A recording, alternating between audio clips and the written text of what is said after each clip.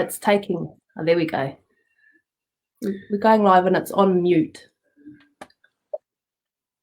Do you put us on unmute or yeah, you do it, eh? Shh.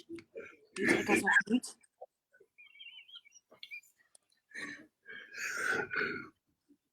Yes, put us on mute.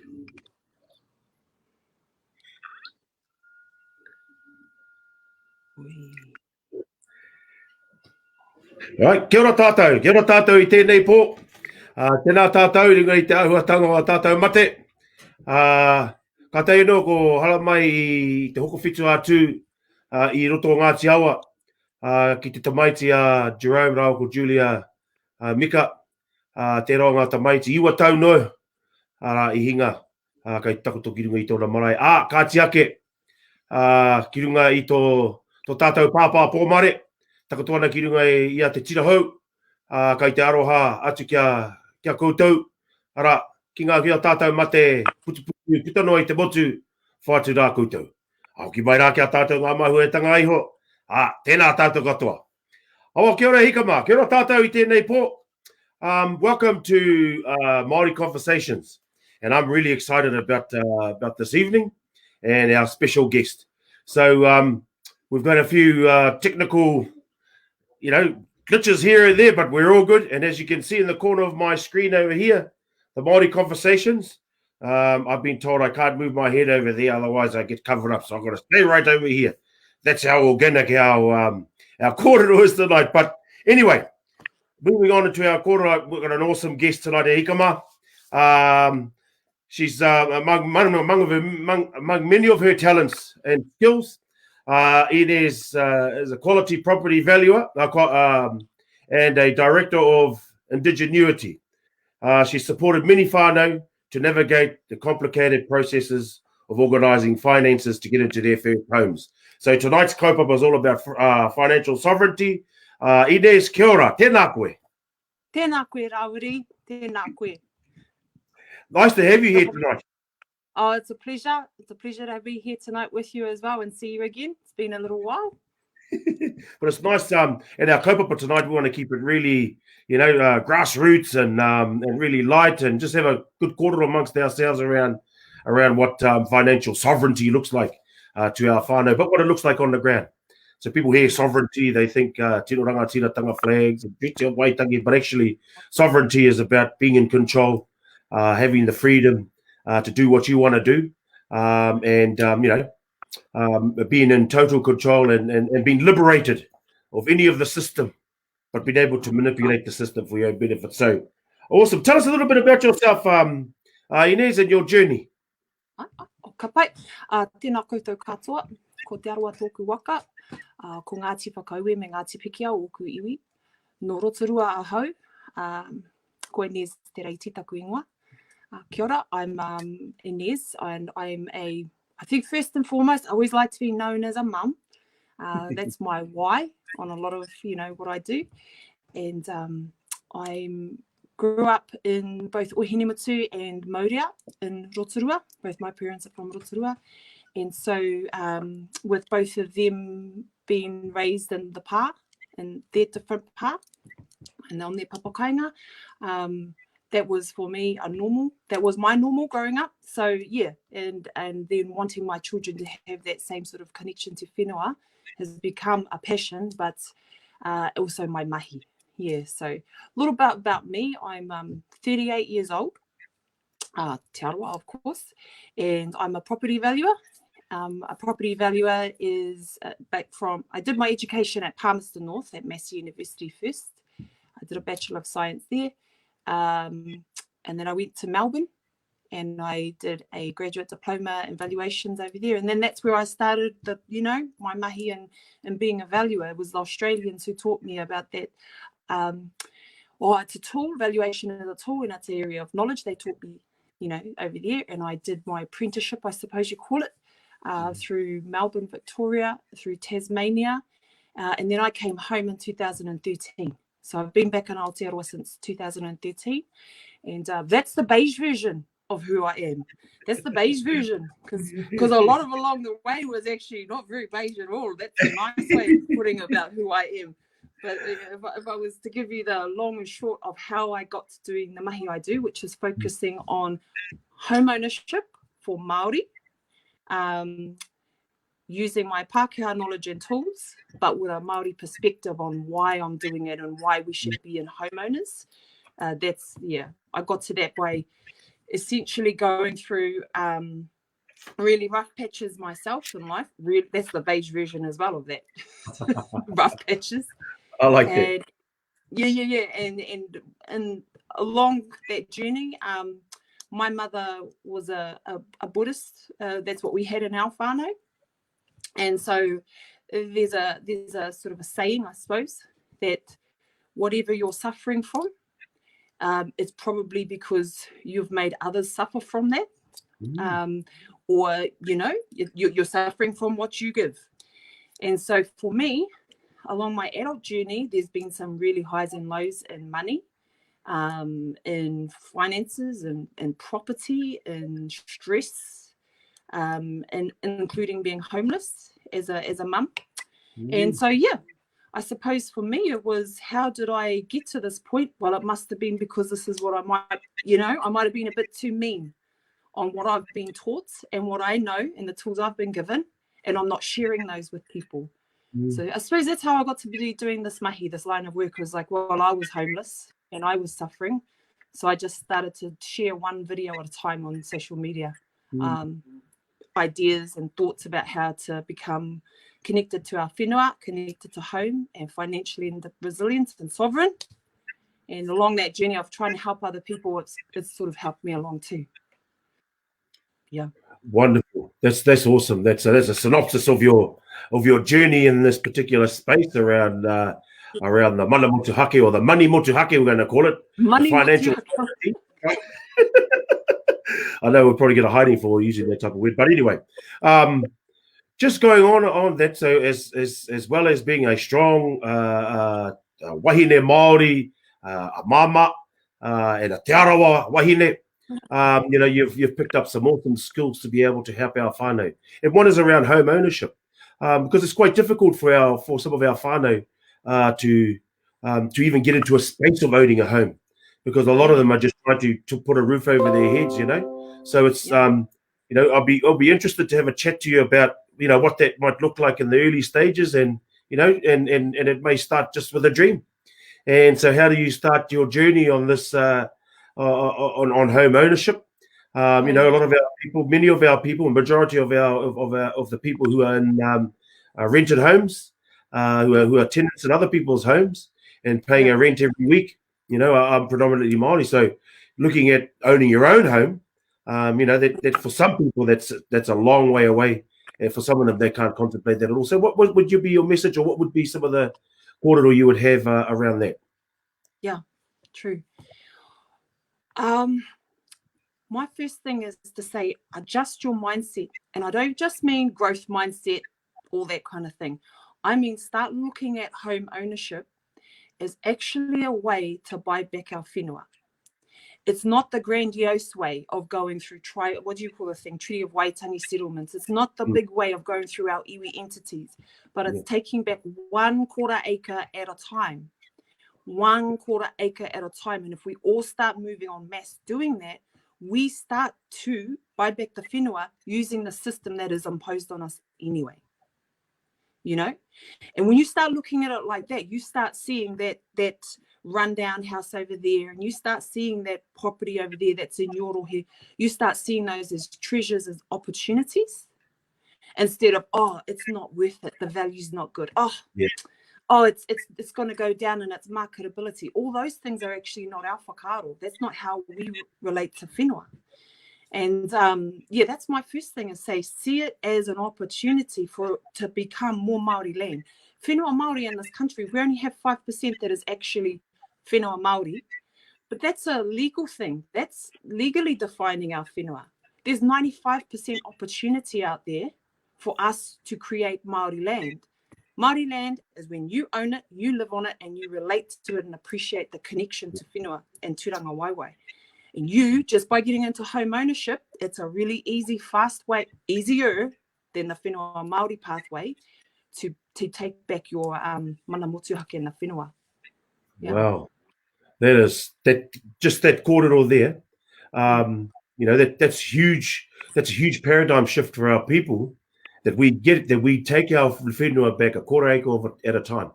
And then because you're Māori and you're living in that home, you own that home, and the whenua is there. Māori land.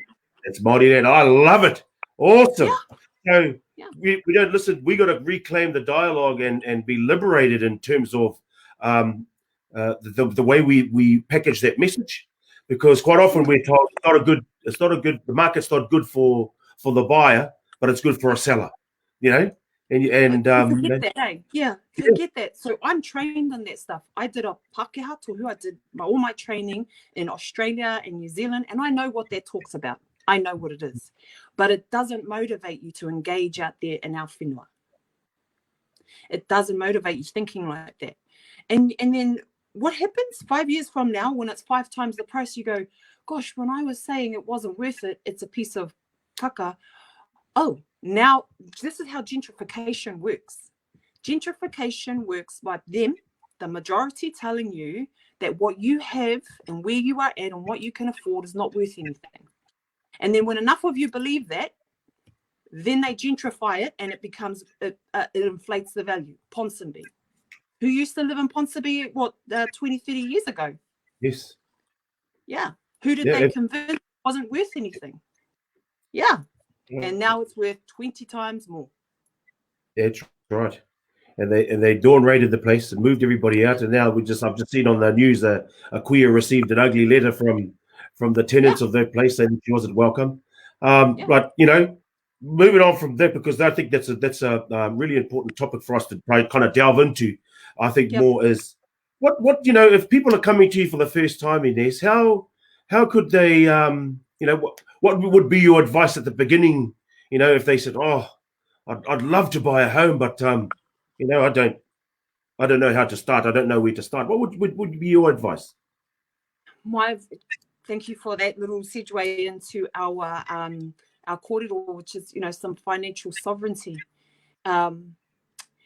It sounds fancy, but let me just break it down. Like, I like to give really practical tips of what that actually means. Sovereignty for me is when you have a choice. Okay. Now, I had to go along my very unbeige journey. I had to go onto the benefit. When I was starting my business, I was on the benefit, advising to people how to manage their money and everything. It wasn't because I was a hypocrite, it was because I was actually speaking from actual experience. Yeah. And so from then I learned to live on about $120 a week, actually, because I didn't even get the benefit. I had the the family tax credits, and it's about $130 a week. I had some life problems, and I was just went, you know what, I'll take that and I'll make it work.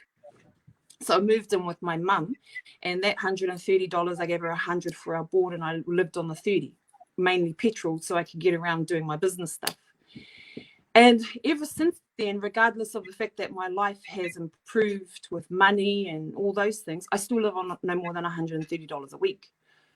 The sovereignty part is the choice. I have the choice now, and I choose to live small. And that's the sovereignty. And so a lot of people who earn a lot of money don't have much sovereignty over their finances. And most of the people who have come through my program or my mahi have earned less than $40,000 as a household and have bought houses. Yeah. So what was the key that meant they were sovereign over their finances? It was, you can, if I put it into sort of more, you know, my just simple terms, you have a certain amount of money. You can either earn that money and spend it all, okay? Or you can bring back how much you spend, or you can increase how much you earn. Most people don't have the control to increase how much they earn, but they can control how much they spend and how much they let leak from their putia. Yeah. So that's the first one, is learning how to plug up the leaks. And most of the leaks are in your beliefs about you being, for Māori people and Pacifica people, I noticed, it's about not realizing that giving away money is not necessarily generosity. Yeah.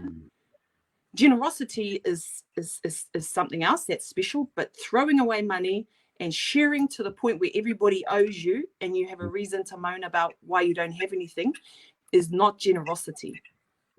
So plugging up those holes and realizing I need to be in control of myself and my money first, and then I can be generous, is one way.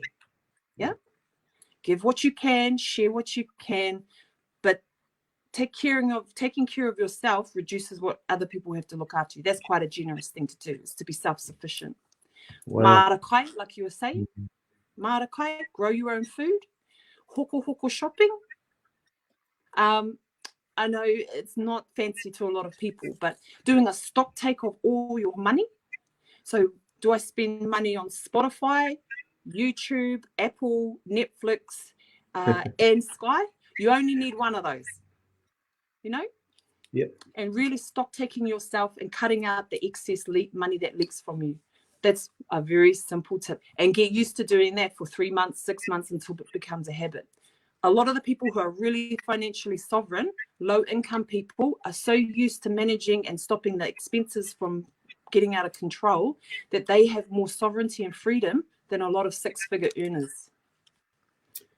Wow. So, how much that's quite powerful, eh? Actually having a look, so you said do a stock take of your money, see what's going out, see what you need and not what you want, and then start clawing back some of it and start putting it into a space where you can start moving into, ultimately home ownership. So, the food sovereignty, the financial sovereignty, all those types of things. Has the government given us, has there been huge opportunity for Māori in this particular space, do you think? Or do we have to get really clever about that? Creative? Yeah, we have to get clever. We have to get creative, and we have to ignore the bait that they've been putting out. I'll tell you what I mean. You can have a waka, put a paddle on the boat on the waka and get pushed out to the moana, and you need to have the paddle, and you need to know how to paddle, and then you'll be able to survive and thrive in that environment out on the moana. If you're not given a paddle, it's going to be a lot harder for you to thrive and survive. If you're given a paddle in the waka, but you're not taught how to do it, you're going to have trouble thriving and surviving. So you need tools and you need knowledge. Those are not what have been focused on. We've been given Kiwi Build opportunities. That's like giving you the journey without giving you the tool and the understanding of how you got there. So we suffer from not being taught how, and then not being given the tools of understanding money, whenua, home ownership, all that kind of thing. So for governments to actually do anything right by us, they need to include it in schools. They need to include it, if not in schools, pastoral care, at tautoko, for whānau to go through, because a lot of Māori people have enough money. They have more than enough smarts, and they're actually really good with their money.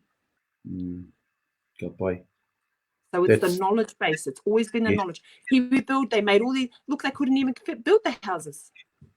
So the problem for us is not houses, and it's not making them cheap. It's about saying it's for you, it's for us. Teach us, and we'll do it. Awesome. So the financial literacy stuff around housing and ownership, things like that, starting at schools, and ensuring our kids understand that, because you're absolutely right. Through this pandemic lockdown, all the other stuff that we've been told is important didn't matter. And actually, it was the practical stuff that mattered. Did you see who thrived?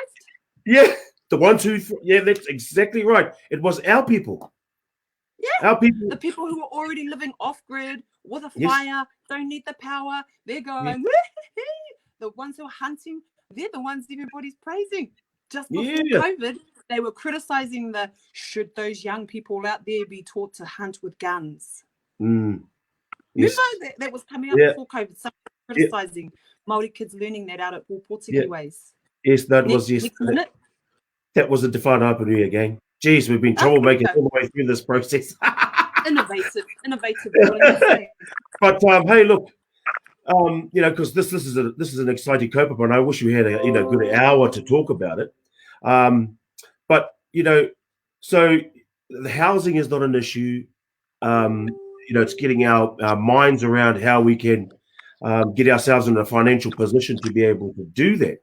What do you think would be valuable for, say, for political parties like the Māori Party to start looking at if in terms of housing and your experience of this space, how could we help to ensure that this process was a lot easier? So one you've said is education. 100%. I think that's almost cliche, but it's actually, we can't underestimate how it's the truth. Education and knowledge, unfortunately, guess what? It's put in place on purpose, and I don't mean upfront on purpose, but knowledge is withheld for a reason. And the reason it's withheld, especially in financial sovereignty, is because without tenants and without people to service the middle class and the upper class, nobody gets rich. If everybody shares equally in the opportunities, the people who are in power can't maintain their lifestyles being quite nice and comfy. So it would be great to say that it needs to go into schools. I hope that that's what the political party will focus on. The only thing is I believe the Māori Party can do that and can demand that, and but I just worry sometimes you've got to worry about what they teach you, because it might still be a filtered down version of the truth. The main thing is we constantly talk about how important it is and go and grab the knowledge. Like, just know that the knowledge is already there. You just have to be a lot more aggressive with obtaining it and seeking it out. What's your thoughts about that? I mean, I know that sounds sort of diffuse, but I think it has to be us, like how you guys did it with your wānanga, with the whanau. You decided that that's what you guys were going to learn about. Yeah. Hey, Inez, we're just having a few little glitchy problems here, and I don't know whether it's you or whether it's me, but I think there's been an awesome corridor. Am I cutting in and out? Is that this is an awesome corridor for our people to understand what is it. Oh, okay. So we've lost her, but we'll carry on. I'll just wrap up. She might get back on. And just to say that just reading some of the comments along the side here, in all due time, we will be launching our housing, all our policies basically, and energy spec. So yeah, sorry about that, whānau, but hey, look, this is what it's all about, and we're all into that space. But, hey, Inez, just to say that I was part of a program. We created a program, a wānanga in Te Whānau Apune. We brought them up to you in Rotorua. Many of our young families who are doing well, like you said, they've all got good jobs. They've got, they're renting, right? And now they're in a space that they never thought they would ever own a home. They never thought they'd ever own a home, but they're now in a space where they want to own their home. The thing is with these rural people is they would own their own whenua. So that's a but sometimes it's harder to get the occupation order to build on your own whenua than it is to buy a home in town. A lot easier. So, how do we work through the process in regards to banks and lending companies? Like, have you got any advice around that space? Beautiful. Yeah. Thank you. That's a really good topic. Oh, it's a bit echoey. Is that just me? Have you got two things going? Oh yeah, go. Yahoo! We worked it out. Yay, team. Amateur. So I did a video about 5-6 years ago, and it was on the pathway that I took with my whānau. So the pathway hitting the Māori Land Court directly and going through our issues is very slow. And when I say slow, 2 years is fast. Okay? We all know that. Everybody's experienced that. Trying to get occupation orders and finance with banks to get onto your whenua Māori is very slow, if not impossible with the banks sometimes. So reasons I focus on general land and home ownership is because me and my dad, about 6 years ago, I moved back from Australia. My dad had KiwiSaver and he had whenua Māori papakainga house, but he couldn't get any money to do the papakainga up, the homestead up, because it's Māori land, okay, and because it was a shack, smaller cabin, difficult to get finance from a bank. So what we did was we got his KiwiSaver together, and he was older, so it was hard for him to get a loan, and we got my job and my income, and we put ourselves together, and we bought a house in the suburbs, just in a normal plain old house in the suburbs of Rotorua. And after 6 months, the minimum time period for KiwiSaver, I refinanced and paid him out his KiwiSaver money, or we could have done it together and just sold the house, refinanced, paid him out his KiwiSaver money, and that KiwiSaver money was enough to go back to the papakainga, completely renovate the homestead, and that was in 6 months, he was back on Māori land. Compare that to trying to get a home loan through a bank for the Māori land directly, and you probably get no. And then yes, we'll give you 20 grand, you know? So one of the things is to see the general land as a pathway back to papakainga. I honestly believe that home ownership is the fastest way to earn yourself some equity and some capital, sell that house or refinance and get back to your whenua. That's one. And two, there are now banks, and I've just pulled my clients and whānau through, who are lending for whenua Māori. And I don't know if I'm allowed to say them, but can I? Because I'm not associated. Who cares? Yeah. Okay. One is Westpac, and now starting to help. They're starting to see they've got a dedicated person who gives loans for transportables for whenua Māori. You've got Kiwi Bank, but they're hard, and I don't really know anybody from Rotorua who's ever been approved for one. I don't think it's whatever. And the credit unions, your local credit unions, because they are all about your local area. And they can lend, they're more loose, they're more flexible in what they're allowed to lend to and for. So that's practical, those three ideas.